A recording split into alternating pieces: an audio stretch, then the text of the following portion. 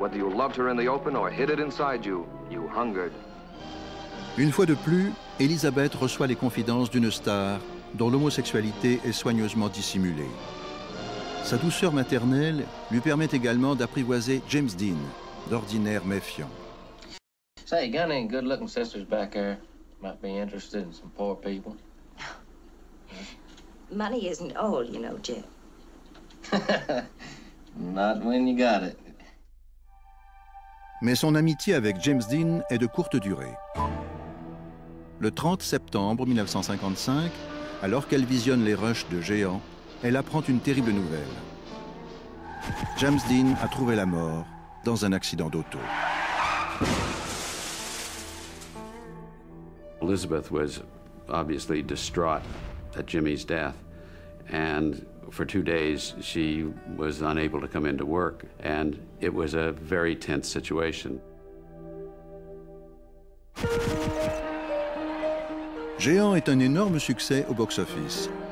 Elizabeth triomphe dans son rôle le plus difficile à ce jour. Mais au bout de 4 ans de mariage, elle a de plus en plus de mal à jouer celui de l'épouse comblée aux côtés de Michael Wilding. She became a big star, and Michael Wilding didn't. How do you do? Awfully good to see you. How do you do, sir? Good to see you. And I think that Michael Wilding began to bend his elbow a great deal while she was working, and she'd come home at night and find him in his cups and everything else, and that fell apart. Elizabeth se confie à son grand ami Montgomery Clift, avec qui elle tourne pour la MGM une histoire d'amour sur fond de guerre de sécession, L'Arbre de vie. Elizabeth Taylor achieves new maturity and power as a dramatic actress in the tempestuous role of Susanna, who could not down the secret in her past. What can I do? Mais Clift doit affronter ses propres démons. À l'époque du tournage, lors d'une fête chez Elizabeth, il absorbe un mélange de barbiturique et d'alcool. Quelques instants après son départ, Elizabeth entend un terrible fracas. La voiture de Clift est tombée dans un canyon. Son visage est embouilli. Il peut à peine respirer. Elizabeth ran down the road, got into the car with him, nursed him in her lap until the ambulance arrived, warded off all the paparazzi photographers who quickly assembled, threatened them that if they took a picture of Montgomery Clift, they would never work again. She gave her heart out to people with flaws or people who had wounds. It brought out the best in Elizabeth. Clift en réchappe. Quelques mois plus tard, L'Arbre de vie vaut à Elizabeth sa première nomination aux Oscars. Mais en 1956, les infidélités répétées de Michael Wilding l'obligent à reconnaître que son mariage bat de l'aile. Survient alors Mike Todd. Producteur charismatique, battleur volubile, il est à 49 ans le chouchou d'Hollywood, grâce à l'énorme succès du Tour du monde en 80 jours et de son casting de stars. Todd mène la grande vie et ses rêves sont encore plus grands. Dès leur première rencontre, Elizabeth est fascinée par son côté carnassier et sa grande liberté sexuelle. He walked up to her and said, "I'm in love with you, I'm going to marry you, that's all there is to it." She was mesmerized by Todd. She fell in love with him too. He was so flamboyant and his humor would match hers. Very bawdy, very bombastic, very funny. I considered them an ideal pair because they were equal in force of nature. I remember sitting in his office. He was courting her on the telephone. She was on the other end, and I could hear her demanding, cajoling, seducing, that if he wanted her, it would take a diamond and emerald pin. And I watched him melt. I watched him basically in his mind make out the check. À la différence de Nicky Hilton et de Michael Wilding, Todd ne se sent pas menacé par l'indépendance délurée d'Elizabeth, ni par son charisme médiatique. En février 1957, 2 jours après avoir divorcé de Michael Wilding, Elizabeth Taylor, 25 ans, devient Madame Mike Todd. 2 amis du couple, le chanteur Eddie Fisher et sa femme, l'actrice Debbie Reynolds, font office de garçon et de dame d'honneur. She relaxed with Mike because he just laid the world out for her. He was, powerful and dynamic and I think Elizabeth really needed that. Mike Todd was a gambler, and he taught Elizabeth to take these risks, the gambling risks. He was also a big spender. He believed that you attracted attention by spending your money conspicuously. Elisabeth adore ses cadeaux extravagants, tableaux, fourrures et diamants jetant mille feux. Mike, there's been a lot of publicity about your public spat. I even heard something about a champagne bottle incident. Please tell me that is the most filthy thing I've ever heard in my life. I usually don't get cross. But the person that wrote this story is a frustrated old biddy who takes her frustrations out on her typewriter, and to me it is such a sad commentary. And if anybody believes it, that's even sadder. I wish everybody could be as unhappy as we are. Then there'd be no wars, there'd be no problems. The world would be quite nice. They had kind of artful, combustible fights, and they loved it. They were real good at it. Well, we're not introverts. If we have something to say, I say, hey, Liz. She hollers, hey, Mike. And if you make a Dreyfus case out of that, then it's too bad. And then they would make up. And it always ends up in lovemaking. It doesn't matter. I don't really care what anybody thinks anyway, because we know. And we'll know 20 years from now, 30 years from now, if we're still alive.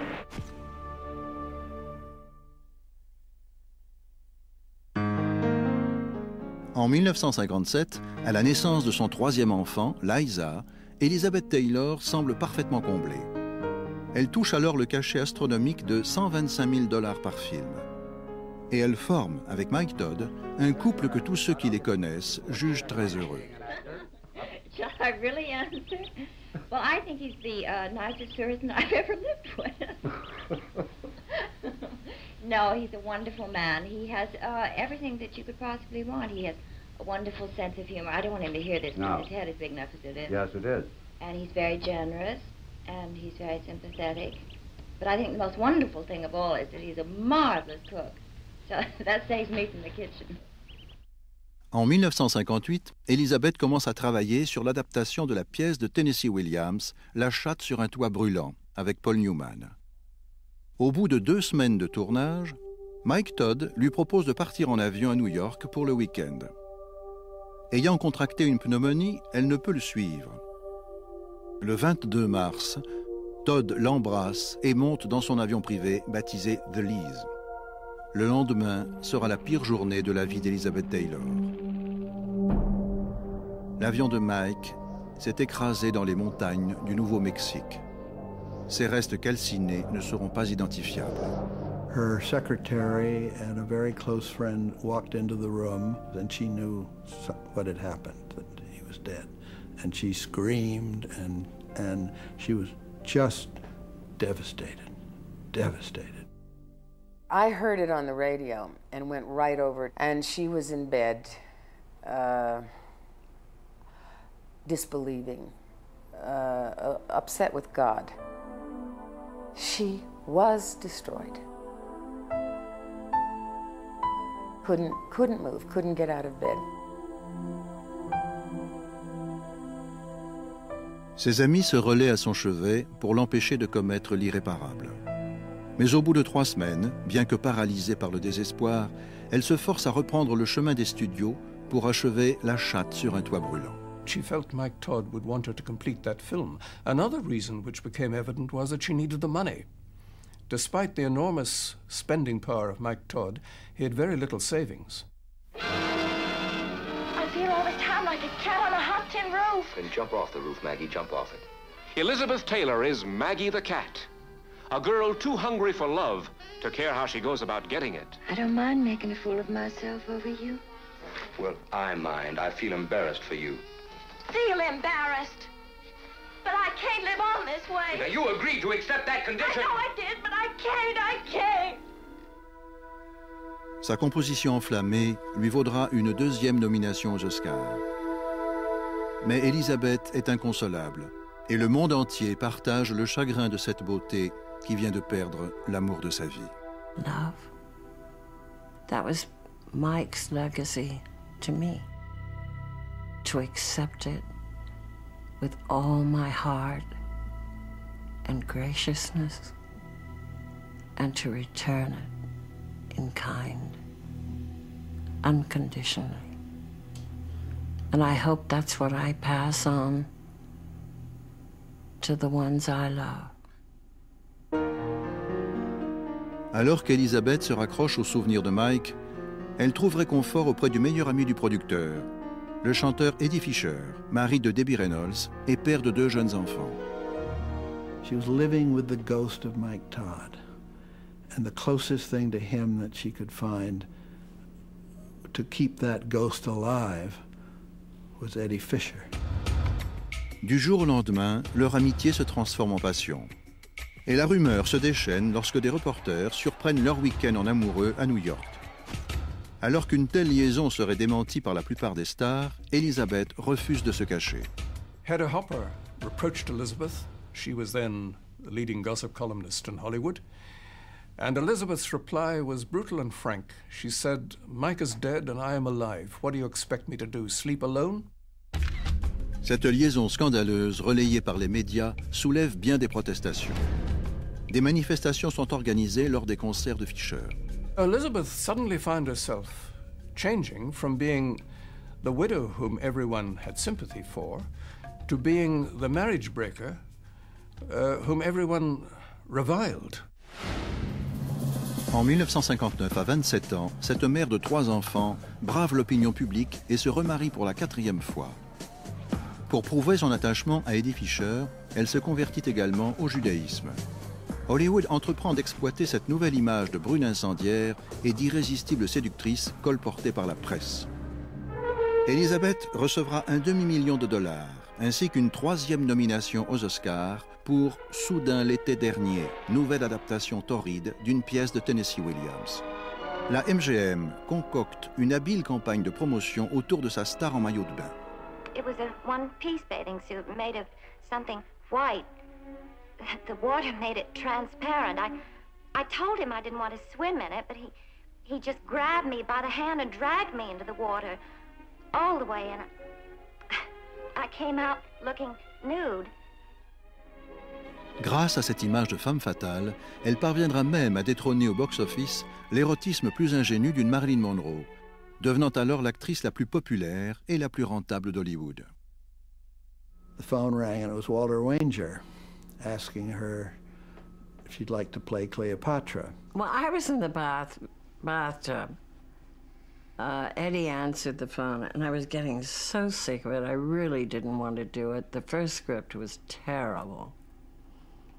And I said, yeah, tell him I'll do it for $1 million and 10% of the absolute gross, which was absurd, and I meant it to be absurd. And Eddie came back and said through the door, he said, okay, it's a deal. I just screamed and dove under the water, inhaling more water because I was laughing so hard. The Motion Picture Casting Achievement of the Year is about to become a recorded fact as producer Walter Wanger introduces Elizabeth Taylor to 20th Century Fox executive producer Buddy Adler. Première actrice à toucher $1 million, Elizabeth est pourtant sur le point de provoquer dans la vie réelle un nouveau scandale qui va ternir sa réputation dans le monde entier. What a role! And Liz is the gal to do it justice.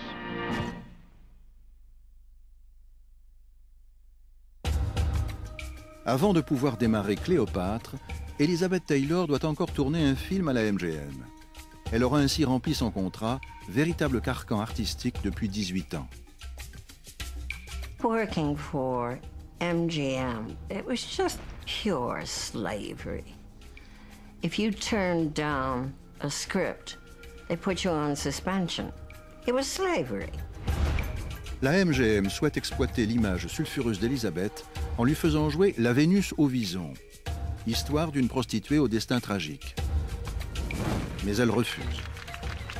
She thought the part of Gloria Wanderess, a call girl in the film, was no better than a whore, a prostitute. And indeed, that's what the part was. You're all alike, aren't you? Play tough. I'm not like anyone, I'm me.